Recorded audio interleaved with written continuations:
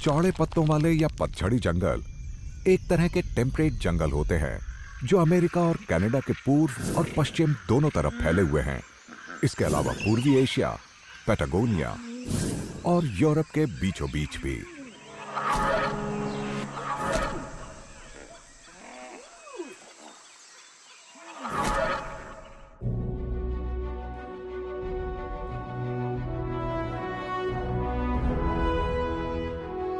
पतझड़ वाले ये जंगल अनूठे इकोसिस्टम्स हैं। इनमें लगातार चक्र में बदलाव होता रहता है।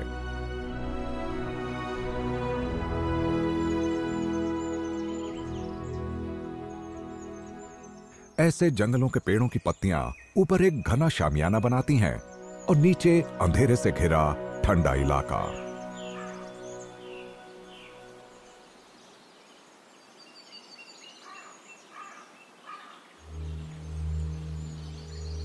टेम्परेट जंगल ऐसी जगह उगते हैं जहां खूब बारिश हो या तापमान नर्म हो, जहां मौसम का बदलाव एकदम तय हो।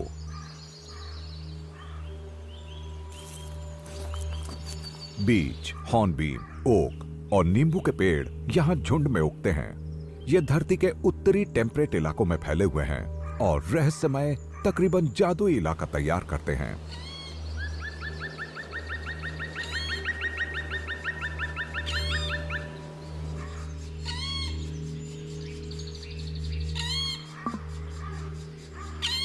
इसमें कोई शक नहीं कि इस जादू और रहस्य का एक हिस्सा यहां लगातार हो रहे बदलावों की वजह से है। पत्तों वाले इन पतझड़ी जंगलों का ढांचा पेचीदा होता है और यहां पौधों की प्रजातियों की विविधता देखते ही बनती है।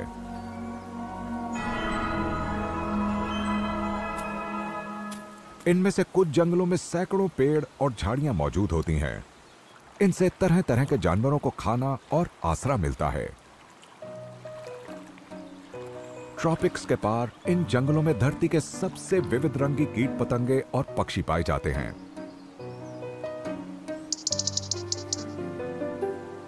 हर मौसम की अपनी अनूठी खासियतें होती हैं, अपनी शख्सियत होती है और इसकी झलक आपको जंगल और उसके बाशिंदों में दिख जाती है। साल के हर दौर में एक नया नायक होता है।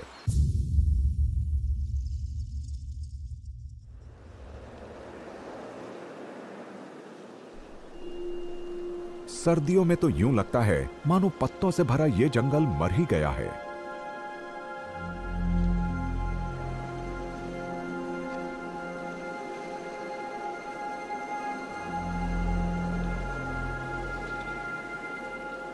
नई पुरानी बर्फ और ठंड इस पतझड़ी पत्तेदार जंगल को अपनी गिरफ्त में ले लेती है।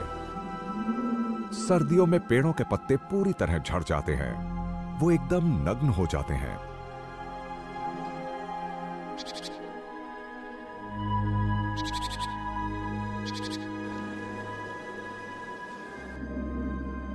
इन्हें देखकर लगता ही नहीं कि ये जिंदा हैं, पर सच ये है कि सर्दियों की बर्फ में ये पेड़ सो जाते हैं। ये मौसम बहुत मुश्किल होता है, तकरीबन जानलेवा।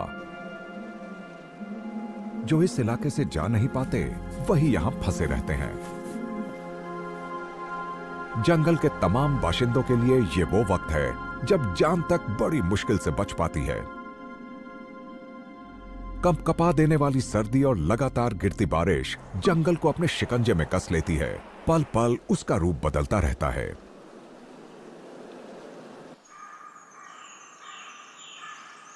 पेड़ों की छाल जिस पर काई उगती है, गिरी हुई डालियां और कुछ बीज, यहां के छोटे बड़े जानवरों के लिए बस यही खाना बचा रह जाता है।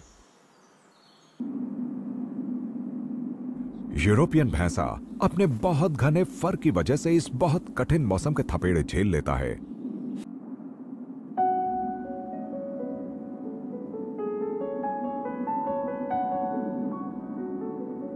सर्दियों में ये भैंसे करीब 50 सदस्यों का एक झुंड बना लेते हैं और मिलकर फल और जड़ें खोजते हैं और बर्फ में दबे पुराने चारागाह भी।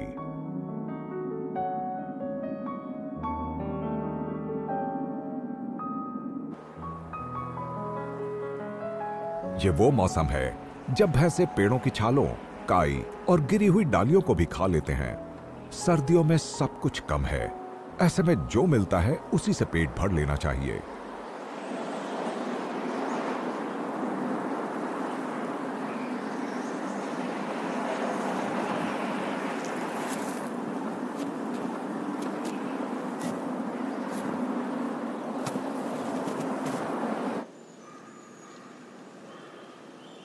गिलहरियां सर्दियों का ज्यादातर वक्त शीत निद्रा में बिताती हैं। वो सिर्फ धूप वाले दिनों में कुछ घंटे अपनी ताकत जमा करने के लिए निकलती हैं। गिलहरियों की जिंदगी भैंसों से थोड़ी ज्यादा आसान होती है। उन्हें देवदार के पेड़ के नीचे बीज या जमीन के अंदर बबूल के फल दबे मिलते हैं।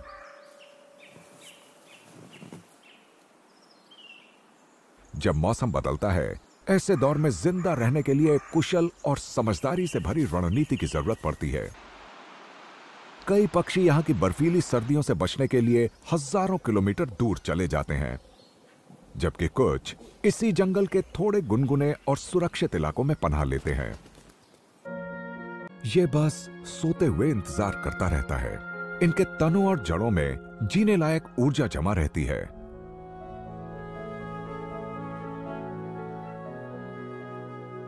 सर्दियों में इन जंगलों में जिंदगी और मौत इस बात से तय होती है कि आप कितने वक्त तक टिके रह पाते हैं।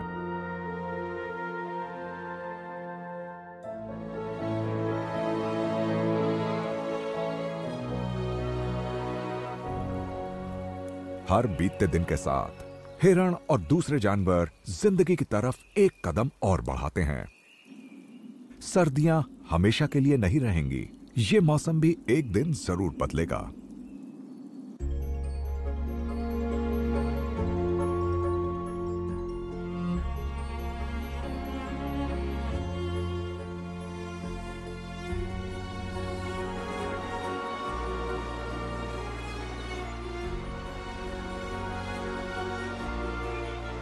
वसंत आ गया है, वो भी बड़ी तेजी से।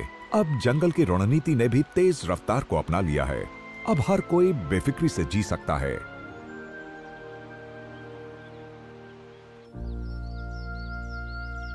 अब तापमान बढ़ रहा है और नमी भी। इसका मतलब यह है कि इन पेड़ों को पानी छोड़ने के लिए ज्यादा सतह की जरूरत पड़ती है। ऐसे में चौड़ी और बड़ी पत्तियां काम आती हैं। इन्हें पूरी रफ्तार में काम करना पड़ता है, क्योंकि इन्हें बड़ा कम वक्त मिलता है जिसमें इन्हें बढ़ना है, फूल खिलाने हैं, फल तैयार करने हैं और सर्दियों के लिए ऊर्जा भी जमा करनी है। ये एक रेस है जो पतझड़ तक जारी रहती है। पेड़ों की पत्तियां बड़ी हो रही हैं। दूसरी तरफ जंगल की जमीन भी खिली धूप पाकर हरी भरी हो रही है। वसंत की शुरुआत में जंगली भैंसों की टोली बिखर जाती है। अब टोली में 10-20 सदस्य ही बचे रह जाते हैं। अब खाने की भरमार है। मैदानों में रसीली घास और झाड़ियां मौजूद हैं। नरम पत्तियों का सलाद इनके लिए बड़ा लजीज खाना होता है।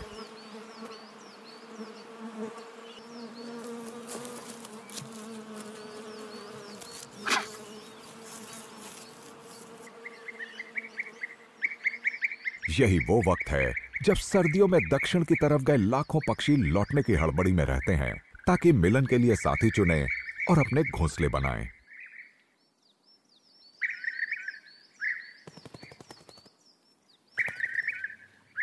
यूरोप के पतझड़ी जंगलों के सबसे दक्षिणी इलाकों में ट्रॉपिकल हिस्सों के पक्षी घोंसले बनाते हैं।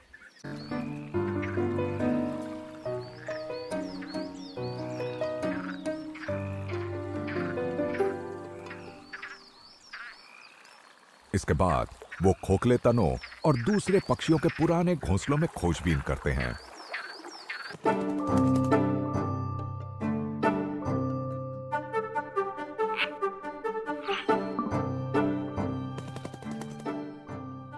रोलर्स और बी ईटर्स दोनों के मिलन का बर्ताव काफी पेचीदा होता है। नर मादाओं के लिए कीड़ों के रूप में तोहफे लाता है।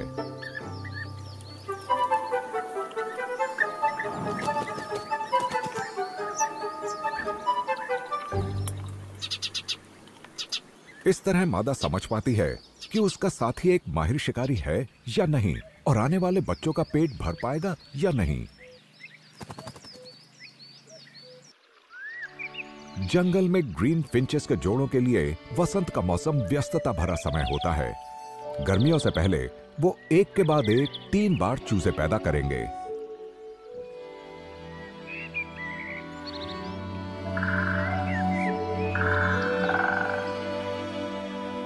इस पतझड़ी जंगल के कई पक्षी हर साल नया घोंसला बनाने की वुडपेकर की आदत के शुक्रगुजार रहते हैं, क्योंकि वो इसके पिछले साल के घोंसले पर कब्जा कर सकते हैं।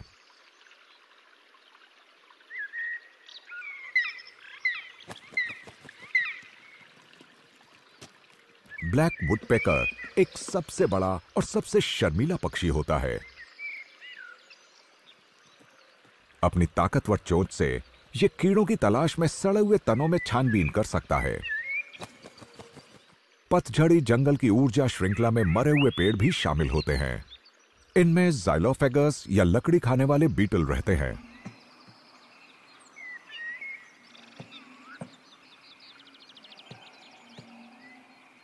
इस तरह ब्लैक वुडपेकर मरे हुए पेड़ों में से इनके लार्वा को जमा कर सकते हैं, जो इनके चूजों का खाना है।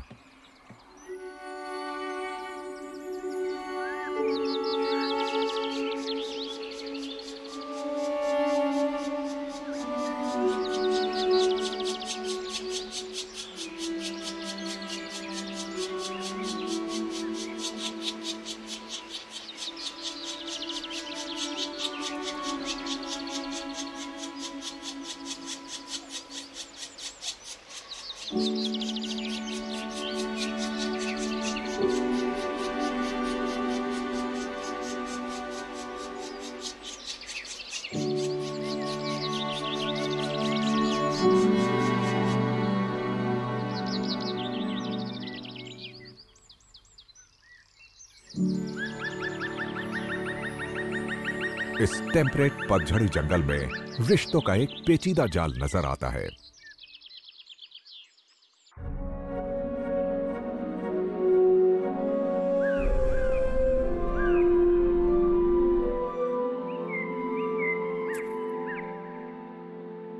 जंगली भैंसा अब जंगल में मिलने वाले तरह तरह के लजीज खाने का लुत्फ उठा रहा है।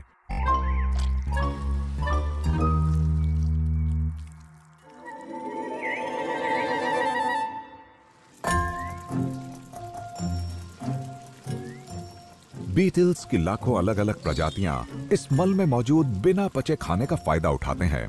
वो इसे खाते भी हैं और इसमें अपने अंडे भी देते हैं।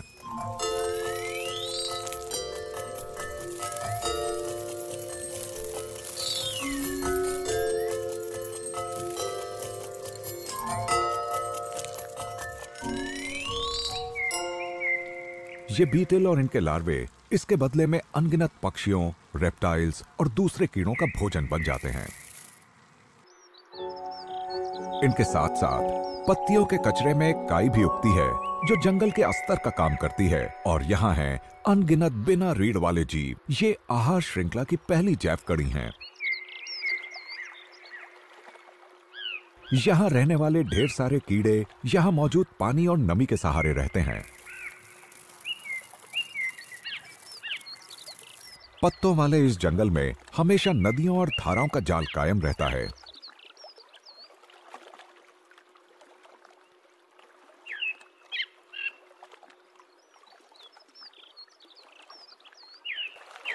और पानी के पास, पेड़ों की जड़ों के पास ऊदबिलाव या ऑटर्स रहते हैं। मस्टलिक परिवार के ये जलीय स्तनपाई इस जंगल के नियमित पड़ोसी हैं। ऊदबिलाव जंगल में से गुजरने वाली नदियों में मिलने वाली चीजों को खाकर जिंदा रहते हैं। ये बड़ी मछलियों को खाने में माहिर होते हैं। इसके अलावा ये छोटे स्तनपाई और क्रेफिश को भी खाते हैं।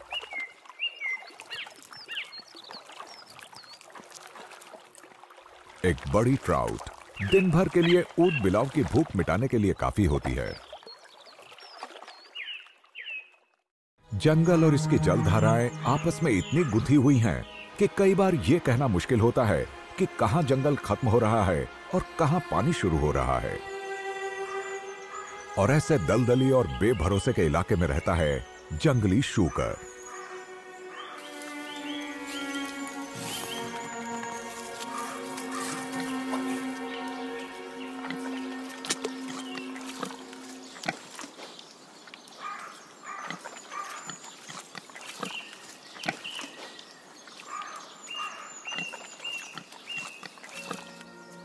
ये वो मौसम है जिसमें जंगल की लय बदल जाती है और यहाँ रहने वाले जानवरों की खुराक भी।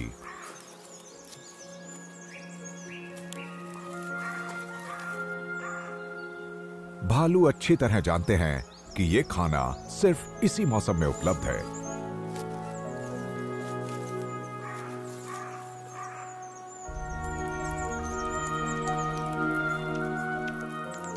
इसलिए वो बदलते मौसम के हिसाब से खाना भी बदल देते हैं।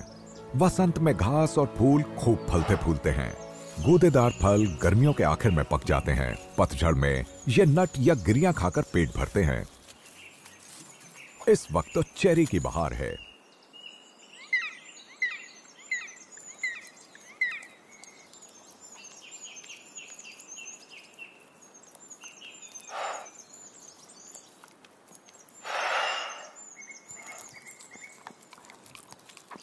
गर्मियों का आखिरी हिस्सा बड़ी सहजता से पतझड़ की शुरुआत बन जाता है।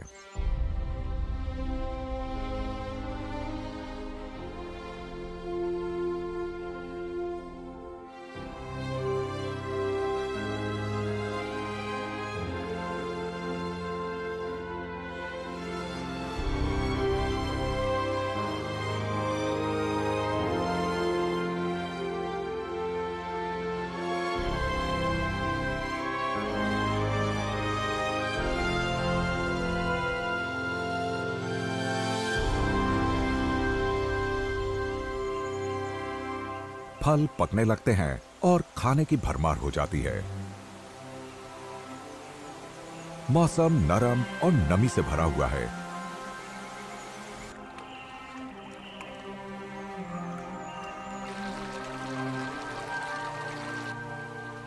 ये मौसम है मशरूम, शाहबलूत और ताकत देने वाले मीठे फलों का। पतझड़ वाले इस जंगल की जमीन इस वक्त सबसे समृद्ध और सबसे उपजाऊ होती है। यहाँ पोषक पदार्थों से भरपूर पत्तियों का कचरा जमा हो जाता है। इस कचरे को कीड़े, सूक्ष्म जीव और फफूंद धीरे धीरे तोड़ते चले जाते हैं।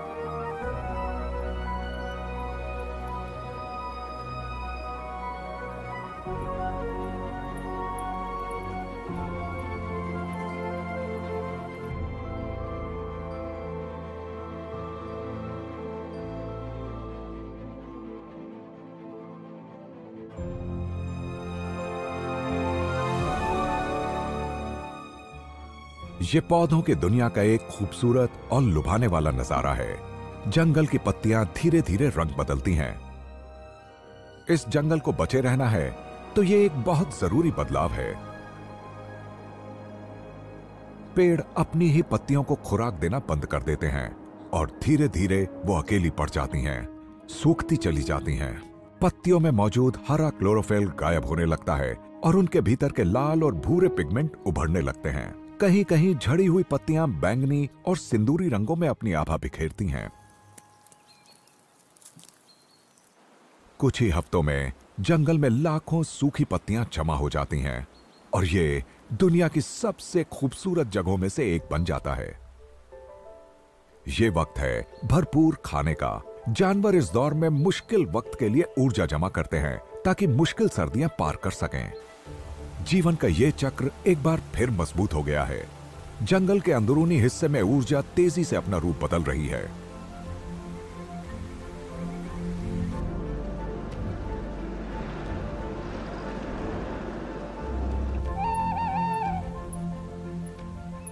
जंगल का एक शिकारी पक्षी है टॉनी आउल, जो पतझड़ में चूहों की भरमार का पूरा फायदा उठाता है। यह आसानी से उनका शिकार कर लेता है।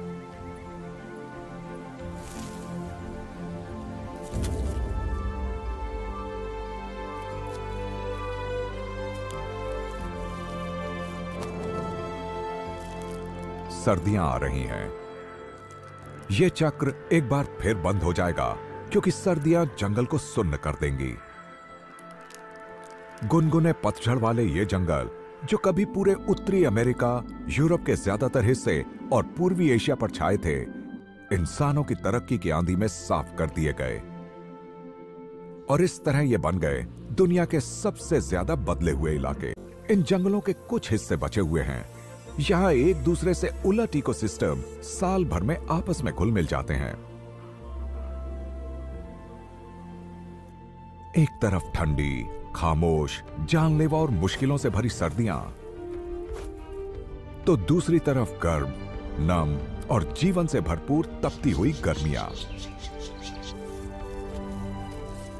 एक बेमिसाल चक्र जिसके असली जलवे चौड़ी पत्ती वाले इन पतझड़ी जंगलों में देखे जा सकते हैं।